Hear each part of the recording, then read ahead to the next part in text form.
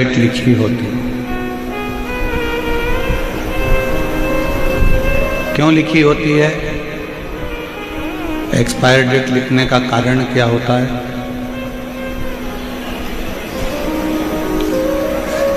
कि 15 तारीख को ये दवाई एक्सपायर हो जाएगी तो 15 तारीख के पहले इसको खा लो। बोलो सही है कि गलत है? जम के बोलो जरा। खाने की कोई वस्तु है, उस पर एक्सपायर डेट लिखी है कि ये 20 तारीख को एक्सपायर हो जाएगी तो 20 के पहले इसको खा लो।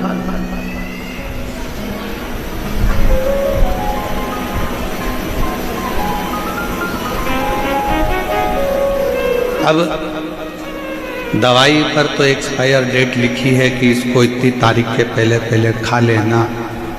खाने के सामान पर, आटे की बोरी पर, दाल की बोरी पर, चावल की बोरी पर, कुरकुरे पर, वेपर्स पर, सब पर, बिस्कुट पर, सब पर एक्सपायर डेट लिखी हुई है कि इसको इससे पहले खा ले।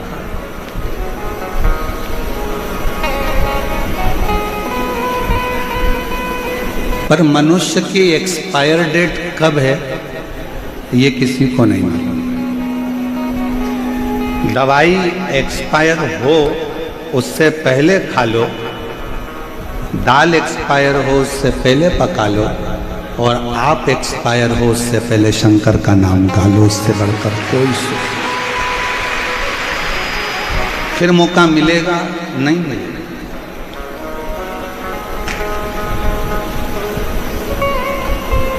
अच्छा ईमानदारी से बोलना रे जयपुर वालों, मेरी जयपुर की जीजियों, मेरे जीजाओं, मेरी बेटियों, मेरे बेटाओं, मेरी माँओं, मेरी पिता तुल्य भाई बंधु, सबको कहूँ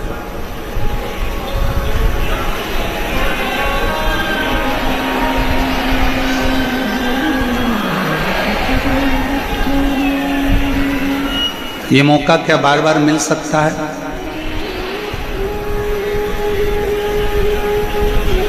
और अभी की हालत देखकर तो ऐसा लगता है कि दूसरी बार मिलना भी कठिन हो जाएगा।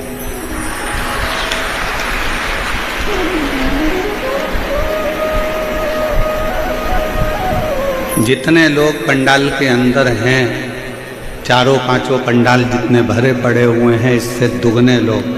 हम तो सोचे थे कि कल तुम चले गए होगे, पर क्या पता था कि तुम यही रहोगे। अच्छा, तुम्हारी भी आदत ऐसी है ना कि बाप के घर आए हो, बिना कुछ लिए जाओगे कैसे? बात तो वहां अड़ जाती है।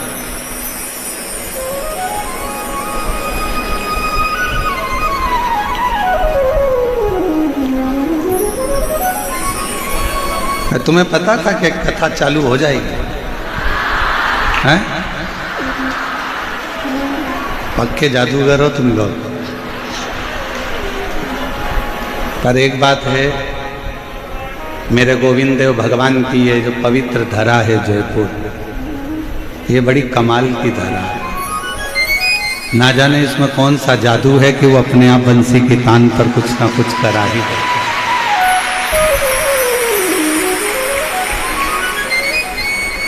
और मैंने तेरे ही भरोसे बाबा, तेरे ही भरोसे आवाज से उड़ती जावागी बाबा, और हर तो छड़ी राग रखी जावागी।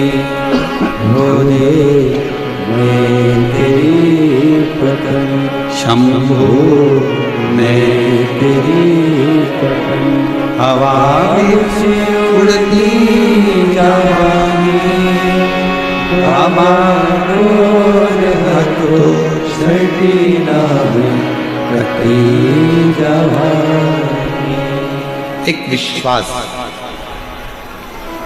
दवाई एक्सपायर हो उससे पहले उसको खा लेना चाहिए, वस्तु एक्सपायर हो उससे पहले उसको खा लेना चाहिए, और मनुष्य की देह, ये शरीर एक्सपायर हो उससे पहले शंकर का नाम, शिव नाम गा लेना चाहिए। फिर मौका मिले मिलेगा कि नहीं मिलेगा इसका कोई भरोसा नहीं।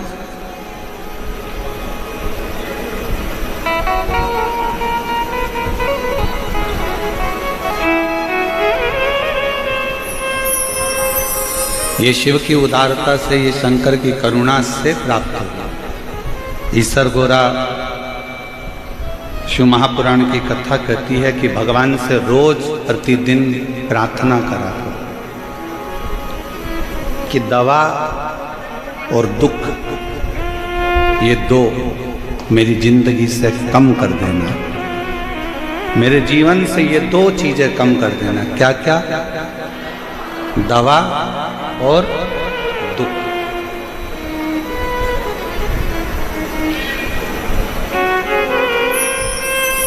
और ये कोई कम नहीं कर सकता तेरे से।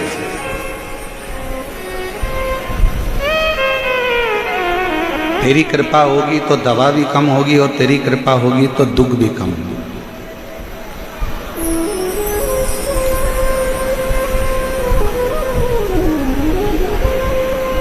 एक डॉक्टर के पास गए और उसने दवाइयाँ दी, ढेर सारी दे दी, ये वाली भी लेना, ये वाली भी लेना, ये वाली भी लेना।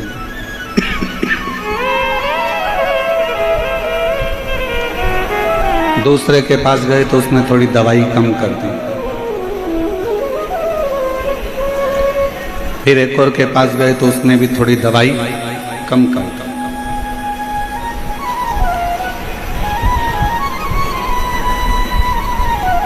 कोई अच्छा डॉक्टर मिल गया और अच्छे डॉक्टर ने जांच करा, और जांच करने के बाद देखा कि इसको कौन सी दवाई की ज़रूरत है, वही दवाई एक दे दी जाए जिससे ये ठीक हो जाए।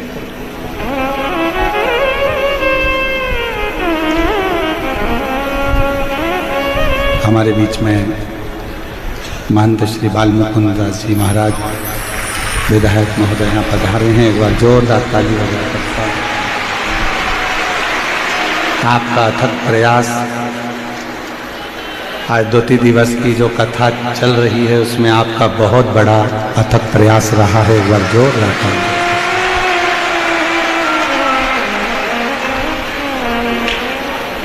और आपने तो कल मंच से ही कह दिया था कि कथा चालू रखिए, और कथा होगी। एक संत की वाणी, साधु की वाणी, तपस्वी की वाणी से शिव तत्व। एक डॉक्टर के पास गए तो वहां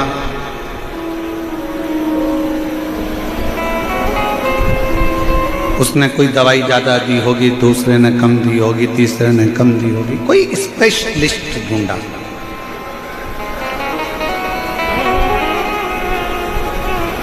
जिसने दवाई की मात्रा और कम कर दी, और एक गोली से काम चल गया और बस वही गोली लेते रहना, आराम बना रहेगा, ये डॉक्टर ने कह दिया। एक गोली लेते। वेद व्यास जी महाराज ने भी अपनी 18 पुराण की रचना करी, और 18 पुराण में से एक पुराण शिव महापुराण को ऐसा बना दिया कि ये वो टेबलेट है, ये वो गोली है कि इस शिव महापुराण को सुनते रहना तो जिंदगी के सारे दुख अपने आप कटते चले, अपने आप कटते। ये वो टेबलेट है। 18 पुराण में से केवल एक शिव महापुराण ऐसी है जिसमें सारे उपाय, बेलपत्र कैसे चढ़ाना, दूध कैसे चढ़ाना, काली मिर्च कैसे चढ़ाना, दुर्वा कैसे चढ़ाना, अरहर दाल की पत्ती कैसे चढ़ाना, कैसे तुलसा चढ़ाना, कैसे बेलपत्र चढ़ाना, कैसे जल चढ़ाना, कैसे धतूरा चढ़ाना, कैसे दही चढ़ाना, ये शिव महापुराण में वर्णन किया। और पूछा गया ऐसा नहीं कि प्रश्न नहीं करे। शिव महापुराण के 24,000 श्लोकों में, 12 संहिताओं में जो वर्णन किया गया उसमें कई प्रश्न सामने आकर खड़े होते हैं। आज के जमाने के जैसी शंका नहीं है, पूर्व की शंका।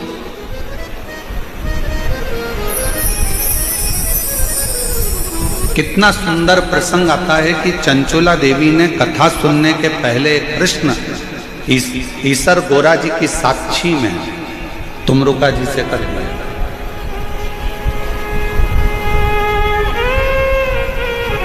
और ईसर गोरा जी की साक्षी में चंचुला देवी ने प्रश्न किया था कि एक संसार की जन्म लेने वाली एक नारी, संसार में जन्म लेने वाली एक स्त्री, संसार में जन्म लेने वाली एक कन्या, संसार में जन्म लेने वाली एक लड़की के जीवन का सबसे बड़ा धन कौन सा, कौन सा धन?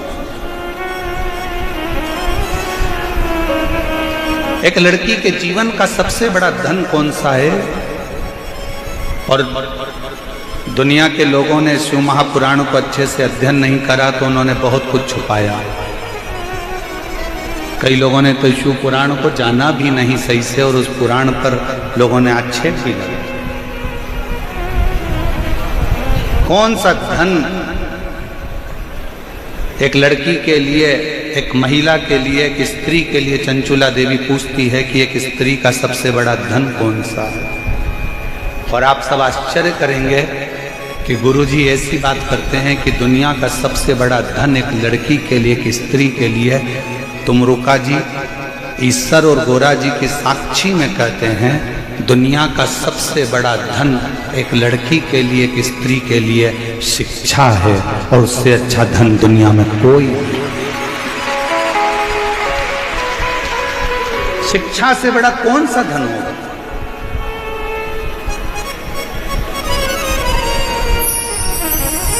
आज जयपुर की धरा पर हम कहकर जाएंगे, आप बेटों को जितना पढ़ाओ ना उससे दुगना अपनी बेटी को पढ़ाना। आज जयपुर की धरा से, राजस्थान की इस पवित्र भूमि से हम कहकर जाएंगे तुम बेटों को जितना अध्ययन कराओ उससे दुगना बेटी को पढ़ाना। और याद रखना, बेटी की शादी जब करो ना तो कन्यादान देने की जरूरत ना पड़े, बेटी को शिक्षा का दान ऐसा देकर भेजें। अपनी बेटी में वो शिक्षा देकर भेजना, उसको संस्कार देकर भेजना, उसको अच्छे कॉलेज में, अच्छे स्कूल में अच्छी एजुकेशन उस बेटी को कराना। स्वामी विवेकानंद जी को भी जन्म देने वाली एक स्त्री है, रामकृष्ण परमहंस को भी जन्म देने वाली एक स्त्री है, मीराबाई को भी जन्म देने वाली एक स्त्री है, कर्माबाई को भी जन्म देने वाली एक स्त्री है, महाराणा प्रताप जी को भी जन्म देने वाली एक स्त्री है, छत्रपति वीर शिवाजी को भी जन्म देने वाली एक स्त्री है। अगर नारी उच्च शिक्षा को ग्रहण करती है और कोई अच्छे गुरु के सानिध्य में रहकर जब वो शिक्षा ग्रहण कर लेती है तो जीजाबाई, अहिल्याबाई, झांसी की रानी लक्ष्मीबाई जैसी जन्म लेकर अपने बच्चों को जन्म देती है।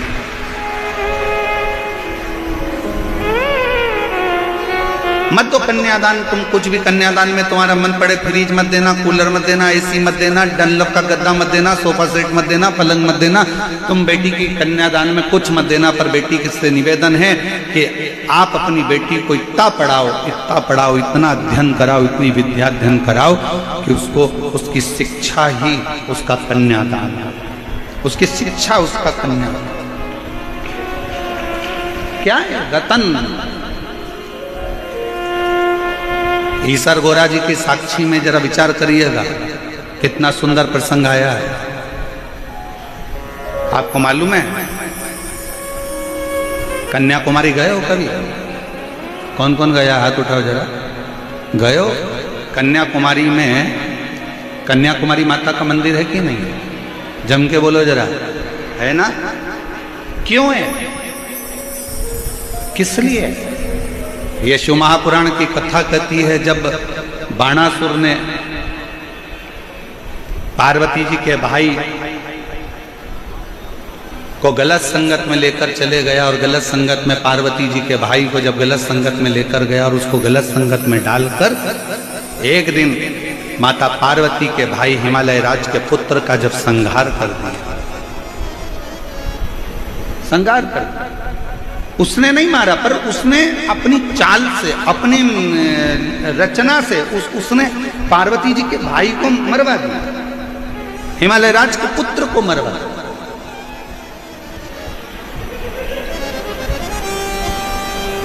पार्वती जी तो बहुत छोटी थी, बहुत छोटी। पार्वती जी ने 6 वर्ष की अवस्था में अपनी माता मैनावती से पूछा, मां, मेरा भाई मारा गया। मां, पिता हिमालय राज, मैं जाकर स्वयं बदला लूंगी। हिमालय राज ने कहा, बदला लेने के लिए केवल पराक्रम की या बहुत वीरता की जरूरत भी नहीं होती, बदला लेने के लिए थोड़ी बुद्धि की भी जरूरत होती। अभी कई लोग सोशल मीडिया पर डाल रहे हैं कि 10 दिन निकल गए, 8 दिन निकल गए, बदला लेना था, पाकिस्तान से बदला लेना था, बदला लेना था। लिया जाएगा, जल्दीबाजी में नहीं। एक युद्ध बम और गोले से लड़ा जाता है और एक युद्ध बुद्धि से लड़ा जाता है।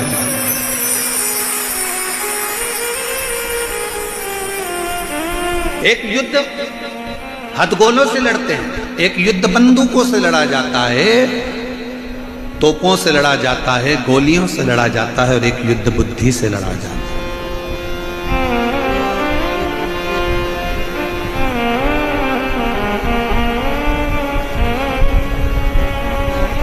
बुद्धि से। पार्वती जी ने पूछा अपने पिताजी से, मेरे भाई की हत्या का बदला मुझे लेना है, मैं कैसे लूं? तो भगवान हिमालय राज के शब्द एक एक घर की महिलाओं के चित्तवृत्ति में और एक एक घर के पुरुष की चित्तवृत्ति में बैठना चाहिए। ये शिवपुराण का शब्द महाराज जी ने व्यासपीठ से जयपुर में कहा था, ये शब्द आपकी बुद्धि में रहना चाहिए। मैं अपने भाई की मृत्यु का बदला कैसे लूं? पिताजी से पूछा गया मां मैनावती से। पिताजी ने कहा, तलवार उठाकर जाओगी और मार दोगी, इससे बदला नहीं होगा। तुमने आक्रमण कर दिया, इससे बदला नहीं होगा। थोड़ा बुद्धि से भी बदला लिया जाता, शांति से भी बदला लिया। थोड़ी धीर धरो, मन घबराओ नहीं, प्रभु मिलेंगे कभी ना कभी। क्यों चिंता करती हो? काहे के लिए सोचना? क्यों विचार करना? आएगा, थोड़ा इंतजार करो। हिमालय राज ने माता पार्वती जी को, स्वयं ने मां जगत जननी जगदम्बा माता पार्वती जी को अपने नाना के घर भेज दिया।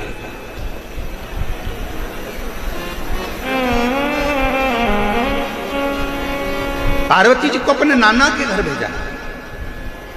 कौन है पार्वती जी के नाना? मैनावती के पिताजी कौन है? पितृलोक में रहने वाले पितर, क्योंकि पितरों की 3 लड़कियां थी, मैना, धन्या और कला। विद्येश्वर संहिता शिव महापुराण में वर्णन किया गया। पितरों की 3 कन्या, मैना, धन्या, कला बैठी हुई थी। उठी, सनकादि ऋषि तप कर रहे थे और वहीं से निकल कर चली गई। उनका जो लहंगा था उसमें रतन जड़े हुए थे। वो रतन जड़ने के कारण सनत कुमारों की जंघा पर चोट लगी, और जंघा पर जब चोट लगी